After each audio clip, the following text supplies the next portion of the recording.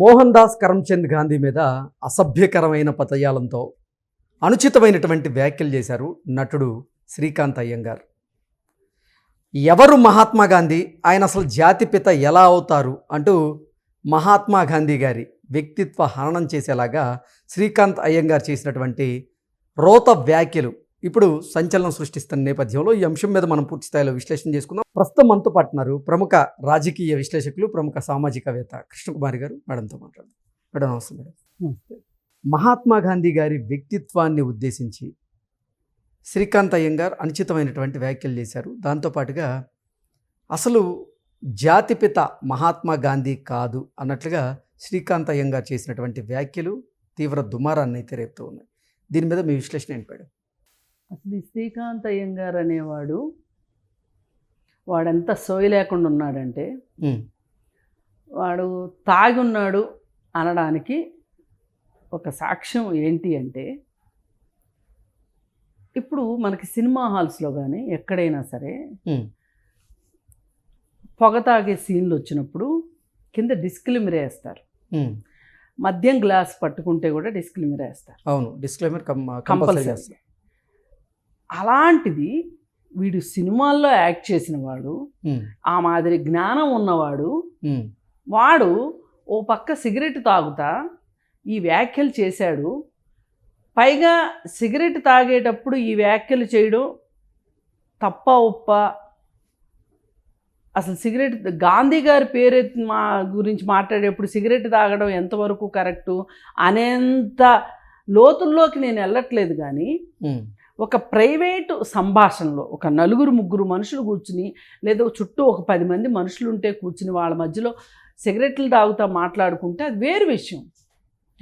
దీన్ని ఎవరైనా వీడియో తీసి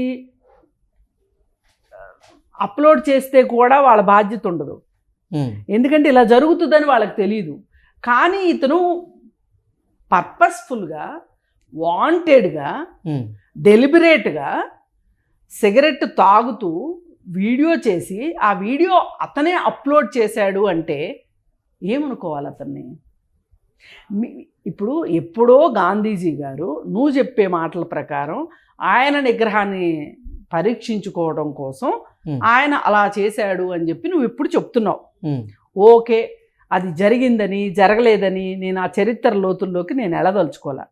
కానీ ఈరోజు నువ్వు ఒక పెద్ద మహానుభావుడివి, ఈ దేశానికి స్వాతంత్రం ఎవరు తీసుకొచ్చారో చెప్పగలిగేంత మేధావివి, నీకు ఈ సంగతి అర్థం కాలేదా? సిగరెట్ తాగుతూ స్క్రీన్ మీద కనిపించకూడదని. అంటే ఎంత సోయి లేకుండా ఉన్నాడో ఈ పరమ పంది. నిజంగా పోయినసారి ఇట్లాగే మాట్లాడితే సిపి నారాయణ గారి గురించి కూడా ఇట్లాగే ఎక్కువ తక్కువ వాగితే, నేను వీడియో చేస్తే నాకు ఎంతోమంది ఫోన్ చేశారు. ఎవ్వరూ ధైర్యం చేయట్లేదు శ్రీకాంత్ అయ్యంగార్ గురించి, శ్రీకాంత్ అయ్యంగార్ గారి గురించి మాట్లాడడానికి మీరు భలే ధైర్యం చేశారు అని. నేను అన్నాను, అది ధైర్యం కాదు, అది నా కర్తవ్యం. నేను అది చేసి ఉండకపోతే తప్పు. ఎందుకంటే ఇట్లాంటి వెధవలు ఈ వెధవ మాటలు మాట్లాడితే ఇవే నిజాలు అనుకుని నమ్మే జనాలు ఉండొచ్చు కదా, అమాయకులు ఉండొచ్చు కదా. అందుకోసం నేను చేస్తున్నాను. ఆడెవడో నాకు తెలియదు, శ్రీకాంత్ అయ్యంగార్ అనేవాడు ఎవడో నాకు అసలు తెలియదు. కానీ వాడు ఈ విధంగా మాట్లాడడం అనేది, అసలు సిపి నారాయణ గారి చేసిన పోరాటాలు ఏంటి, ఆయన వ్యక్తిత్వం ఏంటి, ఆయన ఏంటి, ఆయన పేరు ఎత్తే అర్హత కూడా లేని వెధవ ఆయన గురించి కామెంట్స్ చేస్తాడా? యుద్ధం ఆపమన్నాడని చెప్పి యుద్ధం వల్ల యుద్ధం మంచిది కాదని చెప్పాడు కాబట్టి ఈయనకి కోపం వచ్చింది. అయితే మరి ఆ తర్వాత యుద్ధం ఎందుకు ఆగింది చెప్పండి? ఎందుకు ఆపారు? నీ లెక్కల ప్రకారం అయితే యుద్ధం జరగాలిగా. ఇక్కడే అర్థమవుతుంది నీ బుర్ర ఎంత ఉందో. నీ బుర్ర అరికాల్లో కూడా లేదు, ఎక్కడో మిస్ అయిపోయింది. అది ఎక్కడ మిస్ అయిందో కూడా చెప్తా. ఎక్కడ పడితే అక్కడ తాగి పొర్లుతున్నావు కదా రోడ్డు మీద పందిలాగా. ఆ పొర్లే క్రమంలో నీ బుద్ధి ఎక్కడో పోయింది. నీ బుద్ధిని ఎత్తుక్కో ఫస్ట్ నువ్వు. ఓకే, శ్రీకాంత్ అయ్యంగార్. అయితే ఆ రోజు నారాయణ గారిని అంటే ఎంత నాకు మనస్తాపం కలిగిందో. ఇట్లాంటి వాళ్ళు మాట్లాడే మాటలు ఇలా స్ప్రెడ్ చేస్తే అసలు నిజంగా ఈ దేశం కోసం సమాజం కోసం పనిచేసిన వాళ్ళని ఇంత అవహేళన అపహాస్యం చేస్తుంటే చూస్తా ఊరుకోవడము అసలు మన బాధ్యతే, అసలు అది మన బాధ్యత రాహిత్యం అవుతుంది అని మాట్లాడా. ఈరోజు అంతకు 4 రెట్లు ఎక్కువ మాట్లాడతా నేను. ఎందుకంటే గాంధీజీ అనే వ్యక్తి ఎలా బ్రిటిష్ వాళ్ళని భయపెట్టాడు, స్వాతంత్రం ఎలా వచ్చింది అనే దానికి నీకేం తెలుసు? సినిమాలు చేసుకుంటా, ఎక్కడ మందు దొరికితే అక్కడ మందు దాక్కుంటా, ఎక్కడ సిగరెట్లు దొరికితే అక్కడ సిగరెట్లు దాక్కుంటా కనిపించిన అమ్మాయిలతోటి ఈరోజు నీకు 2 పెళ్ళిళ్ళు ఫెయిల్ అయినాయి, 3వది సహజీవనంలో ఉన్నావు నువ్వు. అలాంటి నువ్వు వచ్చి నీ రోత మాటలతోటి వాళ్ళ గురించి మాట్లాడతావా? అసలు నీకు అసలు మినిమం ఒక సంస్కారవంతమైన మనిషికి ఉండే లక్షణాలే నీకు లేవు. మహానుభావుల గురించి మాట్లాడే అర్హత నీకు ఎక్కడది అసలు? బ్రిటిష్ వాళ్ళు నిజానికి తలపట్టుకున్నారు. ఎక్కడ దొరికాడు ఈ ఫకీర్ మనకి, ఈ హాఫ్ నేకెడ్ ఫకీర్ అని వాళ్ళ బిరుదు. గాంధీజీకి వాళ్ళు ఇచ్చిన బిరుదు హాఫ్ నేకెడ్ ఫకీర్ అని. ఎందుకంటే ఆయన సగం బట్టలు వేసుకున్నాడు. అందుకని అలాంటి గాంధీజీ గురించి నువ్వు ఎట్లా మాట్లాడతావు? అసలు ఆయన మౌనం ఎంత భయపెట్టింది రవి అస్తమించిన సామ్రాజ్యాన్ని. భయపెట్టింది మౌనమే. అంటే రక్తపాతం లేకుండా, పరుష పదజాలం వాడకుండా, కనీసం కొంతమంది డూ ఆర్ డై అంటే దానికి కూడా చెలించకుండా ఒక నిశ్చలంగా ఒక నిశ్శబ్ద విప్లవాన్ని సృష్టించాడు కదా గాంధీజీ. ఇప్పుడు ఈ దేశం ఆ సేతు హిమాచలం, ఆ చివరి నుంచి ఈ చివరికి, కాశ్మీర్ నుంచి కన్యాకుమారి వరకు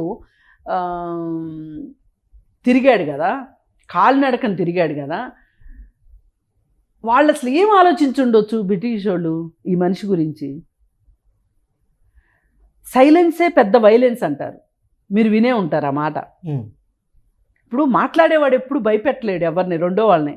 ఇంక వీడు మాట్లాడతాడు కదా, మాట్లాడిని ఇక్కడ చేసేది ఏమీ లేదు అనేది నిర్ధారణకు వచ్చేస్తారు రెండో వాళ్ళు. కానీ సైలెంట్గా ఉన్నోడే ఎవరికి అర్థం కాదు. వాడి గురించి చుట్టూ వాళ్ళు ఎక్కువ భయపడతారు. అందుకే నేను తగాదాలు వచ్చినప్పుడు కూడా సైలెంట్గా ఉండమని చెప్తా. అందుకే రెండో వాళ్ళకి అర్థం కాదు ఏ స్ట్రాటజీ ఫాలో అవ్వాలో. ఇప్పుడు బ్రిటిష్ వాళ్ళకి కూడా అదే పరిస్థితి వచ్చింది. ఇది మాట్లాడడు, తిట్టడు, రండి కథన రంగంలోకి దూకండి, మీ ప్రాణాలు కోల్పోండి అని మాట్లాడు. ఏంటి అసలు ఈయన వెనకమాల మనుషులు ఎలా వస్తున్నారు, ఎందుకు ఈయన వెనకమాల మనుషులు వస్తున్నారు అని. అయితే ఈ దేశానికి స్వాతంత్రం ఎలా వచ్చిందో కూడా ఆయన చెప్పాడు. తెచ్చింది సుభాష్ చంద్రబోసు, భగత్ సింగ్ అని చెప్పాడు. ఎవ్వరూ కాదనరు, చాలామంది కంట్రిబ్యూషన్. అసలు స్వాతంత్రోద్యమంలోనే అతివాద ధోరణులు, మితవాద ధోరణులు అని 2 రకాల ధోరణులు ఉన్నాయి. ఈ అతివాద ధోరణులకి ఆకర్షితులైన వాళ్ళు బాలగంగాధర్ తిలక్, లాల్ పాల్ బాల్ అని, బంకించంద్ర చటర్జీ, వీళ్ళు ఉన్నారు. ఒక 3 వాళ్ళకి ఆకర్షితులయ్యి సుభాష్ చంద్రబోస్ కావచ్చు, లేదు అనుకుంటే భగత్ సింగ్ది ఇంకొక నేపథ్యం, భగత్ సింగ్ కావచ్చు. వాళ్ళు చేసింది వాళ్ళు చేశారు. కానీ వాళ్ళు ఒక ప్రాంతానికి పరిమితమై చేశారు. వాళ్ళంటూ బతికుండగా సమాజం మీద వాళ్ళు వేసిన ముద్ర కన్నా వాళ్ళు చనిపోయిన తర్వాత వాళ్ళు వేసిన ముద్ర చాలా పెద్దది. సుభాష్ చంద్రబోస్ కావచ్చు, భగత్ సింగ్ కావచ్చు. అలా అని వాళ్ళని మనం తక్కువ చెయ్యం, వాళ్ళ ధోరణి వాళ్ళది. ఇప్పుడు కొంతమంది గదర్ వీరులు అని చెప్పి గదర్ పార్టీ పెట్టిన వాళ్ళు ఉన్నారు. అది మన ఆంధ్రప్రదేశ్కి గర్వకారణం. దర్శి చెంచయ్య గారని ఆయన ఏమన్నాడు, గెరిల్లా పోరాటం ద్వారా మనము బ్రిటిష్ వాళ్ళని భయపెట్టవచ్చు అని చెప్పి ఆయన అనుకున్నాడు. కానీ ఆ పార్టీకి ఆకర్షితులైంది తక్కువ మంది. అలాగే లాల్పాల్ బాల్, ఈయన చేసిందేంటి, వీళ్ళు చేసిందేంటి, వాళ్ళు చెప్పినట్టు జనాలు విన్నా వినకపోయినా పరిమితంగానే విన్నా స్వాతంత్ర కాంక్షను రేకెత్తించారు, అవగాహన ఎక్కువ కలిగించారు వాళ్ళు. ఈ అవగాహన కలిగిన వాళ్ళు చాలామంది, కొంతమంది నచ్చిన వాళ్ళు గాంధీ బాటలోకి వెళ్ళారు. అందుకని చెప్పి ఇదమిద్దంగా వీళ్ళ వల్లే వచ్చింది అనే దానికంటే కూడా ఎక్కువ సంవత్సరాలు కంట్రిబ్యూట్ చేసింది ఎవరు, ఎక్కువ మంది జనాల్ని కలిసింది ఎవరు, ఎక్కువ పిలుపులు ఇచ్చింది ఎవరు అని చూసుకుంటే గాంధీని మించి ఎవరు చేయలా. అంటే స్వతంత్రోద్యమాన్ని పక్కన పెడితే మేడం, అసలు గాంధీ గారి వ్యక్తిత్వాన్ని హననం చేస్తూ అలా కాదు. మనం ఇప్పుడు ఆయన వ్యక్తిత్వము, ఆయన పోరాటం, స్వాతంత్ర పోరాటం రెండు కలిసి ఉన్నాయి, విడివిడిగా చూడటానికి లేదు. అసలు విడివిడిగా చూడలేం కూడా. గాంధీజీ పోరాటాన్ని అలాగే ఈ స్వాతంత్రోద్యమ ఆయన వ్యక్తిత్వాన్ని రెండు వేరు కాదు. ఆయన ఏంటి అంటే ఒకనొక సందర్భంలో భార్య ఆయనకి చాలా చాలా కమిటెడ్గా ఉంది. అయితే ఎక్కడో ఆస్తుల దగ్గర కొంచెం తేడా వచ్చింది వాళ్ళిద్దరికి. అంటే ఈయన అనుకున్నంతగా ఆవిడ ఈయనకి సహకరించట్లా. ఈయన అనుకున్నంత ఆవిడేమనుకుంటుంది, నేను చాలా సహకరిస్తున్నాననే అనుకుంటుంది. అలాంటప్పుడు ఒకసారి కొడతాడు, చెంపదెబ్బ కొడతాడు. మరి మామూలుగా చూసుకుంటే ఈరోజు భార్యను కొట్టడము అనేది నేరమా కాదా? నేరం. కానీ ఆ రోజు ఆయన కొట్టాడు. దేనికోసం కొట్టాడు? స్వాతంత్ర ఉద్యమ పోరాటంలో తనతో సమానంగా కలిసి రావట్లేదు అనే ఉద్దేశంతో ఆవిడని కొట్టాడు. అయితే ఆవిడ ఆ తరువాత గాంధీ గారిని బాగా అర్థం చేసుకుంది. అంటే కొట్టడం కరెక్ట్ అని ఈ రోజుకి నేను అనట్లా, దానివల్లనే ఆమెకు జ్ఞానోదయం అయింది అని నేను అనట్లా. కానీ ఆవిడ ఏం ఆలోచించిందంటే, నన్నింతగా ప్రేమించే భర్త కూడా నన్ను కొట్టాడు, నాకంటే ఎక్కువగా స్వాతంత్రం కాంక్ష అతనికి ఉంది అని చెప్పి ఆవిడ కూడా చాలా సహకరించింది. చివరిలో ఆవిడకి క్షయవ్యాధి వస్తే ఆయన ఆవిడని చూసుకోవడానికి డాక్టర్స్ని అట్లాగే నర్సుని వాళ్ళని వదిలిపెట్టి ఆవిడకి సేవలు చేయమని చెప్పి ఆయన వచ్చేస్తాడు. మళ్ళీ వచ్చేస్తే ఈ మధ్యకాలంలో వక్రీకరణలు ఎక్కువైనాయి. అసలు ఆమె ఎంత సహకరించింది కస్తూరిబా గాంధీకి. అయితే ఆవిడ్ని చూసుకోకుండా తన బాధ్యతను వదిలేసేసి స్వాతంత్ర పోరాటంలోకి వచ్చాడు అని చెప్పి ఎవరో క్వశ్చన్ చేశారు. నన్నే అడిగారు ఈ ప్రశ్న. అడిగితే నేను అన్నా, అసలు నేను, నా ఇల్లు, నా భార్య, నా పిల్లలు అని గనక గాంధీ అనుకునే మనస్తత్వమే అయ్యి ఉంటే గనక ఆయన అసలు భారతదేశం ఎందుకు వచ్చేవాడు వెనక్కి? ఆయన బారిస్టర్ చదువుకున్నాడు కదా లండన్లో, అక్కడ ప్రాక్టీస్ చేసుకుంటే బోలెడు డబ్బులు వచ్చాయి. లేదు అనుకుంటే ఇండియా వచ్చి బారిస్టర్ ప్రాక్టీస్ చేసుకుంటే బోలెడు డబ్బులు వచ్చాయి. ఆయన అవన్నీ చదువుకున్న డిగ్రీలన్నీ ఆ ట్రంక్ పెట్టి ఆ కోటు అన్నీ అవతల పడేసేసి స్వాతంత్రోద్యమంలోకి వచ్చాడు అంటేనే ఆయనకి ఈ దేశం మీద ప్రేమ ఉందని అర్థం. మీరే చెప్తారు కదా మహానుభావులు, తల్లి మీద ప్రేమ ఉన్నా పర్వాలేదు, దేశం మీద ప్రేమ ఉండాలి, భరతమాత మీద ప్రేమ ఉండాలి అని చెప్తారు కదా. మరి మీరే ఎందుకు గాంధీని ఇట్లా వక్రీకరిస్తున్నారని నేను ఎదురు ప్రశ్నించాను. ఇప్పుడు ఈ వెధవను కూడా, అంటే ఈ వెధవకి జ్ఞానోదయం చేయాలని నేను అనుకోవట్లా. నేను ఎవరి కోసం ఇవన్నీ మాట్లాడుతున్నానంటే, ఈ వెధవ ప్రవచనాలు విని ఎవరైనా ఇవన్నీ నిజాలు అనుకుంటారేమో, అలా అనుకోవద్దు మహానుభావులారా అని చెప్పటం కోసం నేను ఇదంతా చెప్తున్నా. అసలు శ్రీకాంత్ అయ్యంగార్ గురించి 1-10 సార్లు మాట్లాడి అతన్ని ఎలివేట్ చేయాలని కానీ నా ఉద్దేశం కాదు. కానీ ఈ వెధవ చేస్తున్న ప్రచారం ఏదైతే ఉందో, ప్రాపగాండా ఏదైతే ఉందో, ఆ ప్రాపగాండా కరెక్ట్ కాదు అని నేను చెప్పదలుచుకున్నా. ఎవరు ఒప్పుకున్నా ఎవరు ఒప్పుకోకపోయినా, అవునన్నా కాదన్నా, ఈ దేశానికి స్వాతంత్రం వచ్చిన దాంట్లో సంవత్సరాల తరబడి నిలకడగా పనిచేసింది మటుకు గాంధీజీ. నిలకడగా. ఇప్పుడు చాలామంది వచ్చారు పోయారు, చాలామంది అసలు కాలగర్భంలో కలిసిపోయారు. ఇప్పుడు ఎంతోమంది, ఇప్పుడు ఆయన ఒక్కడి వల్లే వచ్చింది అని చెప్పట్లా, ఆయన సారథ్యంలో వచ్చిందని చెప్తున్నారు. ఒక లీడర్ అండి. ఇప్పుడు చాలామంది జనాలు వచ్చేస్తారు, వాళ్ళని లీడ్ చేసేవాళ్ళు లేకపోతే ఎంతసేపు వీళ్ళు పోరాటం చేయగలుగుతారు ఒక నాయకుడు లేకుండా? నాయకుడు లేకుండా పోరాటాలు జరగవు. నాయకుడు ఉండాల్సిందే. అది అతను చేశాడు. ఇప్పుడు ఇందుకే కదా కర్ణుడికి శల్య సారథ్యం అంటారు. సారథి ఎంతసేపు ఏం చెప్పాలి? నడిపించే నాయకుడు ఏం చెప్తా ఉండాలి? పోరాటం చేసే వాళ్ళకి ధైర్యాన్ని ఇవ్వాలి, మోటివేట్ చేయాలి. ఈ మోటివేషన్ అనేది నిరంతరం జరగాలి. ఆ పని గాంధీజీ చేశాడు. ఒక పోరాటమా, 2 పోరాటాల? పైగా వాళ్ళని ఆయన మౌనంతో భయపెట్టాడు బ్రిటిష్ వాళ్ళని. మరి ఆ స్ట్రాటజీ అదేనా మామూలు స్ట్రాటజీనా? అంత స్ట్రాటజీ అసలు ఇలా చెయ్యొచ్చు అని ప్రపంచంలో ఇలాగ కూడా చెయ్యొచ్చు అని చెప్పి చూపించిన వాడు గాంధీజీ కదా. మరి అలాంటి గాంధీజీని ఈరోజు నువ్వు మాట్లాడుతున్నావు.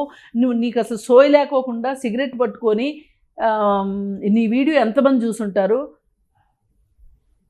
ఏమన్నా ఇది మర్యాదేనా అసలు? అయినా ఎన్ని అసలు అయ్యంగారి దగ్గర ఉన్నాయి అని మనం అనుకుంటే మనం పెద్ద ఫూల్స్ అవుతాం. మనంత అవివేకులు ఇంకెవరూ ఉండరు. కాకపోతే నేను చెప్పదలుచుకునేది, వీడి మిడిమిడి జ్ఞానంతో వీడి బుర్ర అసలు ఆ బుర్రలో పదార్థం అనేది లేదు. మొత్తం ఈ చిప్పులన్నీ ఎక్కడ ఉండాల్సిన చిప్పు అక్కడ లేకోకుండా చిప్పులన్నీ డిస్ప్లేస్ అయిపోయినాయి. ఈ డిస్ప్లేస్ అయిపోవటం వలన ఇట్లాంటి వంకర్ టింకర్ మాటలు మాట్లాడటము. అలాగే ఇంకొకటి ఏంటంటే పబ్లిక్ అటెన్షన్ గ్రాబింగ్ అనేది ఒకటి ఉంటుంది. ఇది ప్రతి మనిషికి ఉంటుంది, నాకు కూడా ఉండొచ్చు. లేదని నేను చెప్తే అది చాలా పొరపాటు అవుతుంది. కానీ ఈ అటెన్షన్ గ్రాబ్ చేయడం అనేది ఎలా ఉండాలి అంటే, నీ గొప్పలు చెప్పుకోవటం కాకుండా, రెండో వాళ్ళని తిట్టడం కాకుండా, ఒక మంచి విషయాలు 4 విషయాలు నలుగురికి అర్థమయ్యేటట్లు, సొసైటీకి ఉపయోగపడేటట్లు మాట్లాడితే నీకు ఇష్టం ఉన్నా నీకు ఇష్టం లేకపోయినా, నువ్వు కోరుకున్నా కోరుకోకపోయినా నీకు అటెన్షన్ దొరుకుతుంది. దానికి ఏం కావాలి? కాస్త మంచి బుర్ర ఉండాలి. ఓకే, అవి ఏమీ లేవు అతనికి అనేది అర్థమవుతుంది. లింకులు కూడా లేవు ఆ బుర్రలో. లేకపోవటం వల్ల ఇష్టం వచ్చిన మాటలు మాట్లాడటము, ఒక పెద్దవాళ్ళని టార్గెట్ చేస్తే నేను ఇంకా పెద్దవాడిని అయిపోతానని అనుకోవటము ఇవాళ ఒక ఫ్యాషన్ అయిపోయింది. పైగా ఇంకొకటి, ఇతని ఐడియాలజీ ఎంతో కొంత, అతను ఒక మాట అన్నాడు చివరిలో, ఇది చాలా ప్రమాదకరమైన మాట. అదేంటంటే, నాకు కావాల్సింది జాతి పిత కాదు భరతమాత అన్నాడు. ఎవ్వరూ కాదనట్లా. ఇవాళ భరతమాత అంటూనే ఈ దేశానికి తూట్లు ఎట్లా పొడుస్తున్నారో చాలామందిని చూసిన తర్వాత ఈ కుక్కమూతి పిండి గురించి పెద్ద ఎక్కువ మాట్లాడుకోవాల్సిన అవసరం కూడా లేదు. ఎవరైనా ఇతని మాయలో పడతారేమో జాగ్రత్త. ఒక మనిషి విశిష్టత ఇలాంటి వాళ్ళు వల్ల తగ్గడం కానీ పెరగడం కానీ ఉండదు. కాబట్టి ఇతన్ని ఇంతకంటే విమర్శించి అతన్ని పెద్దవాడిని చేయదలుచుకో. Okay madam, thank you so much. Thank you.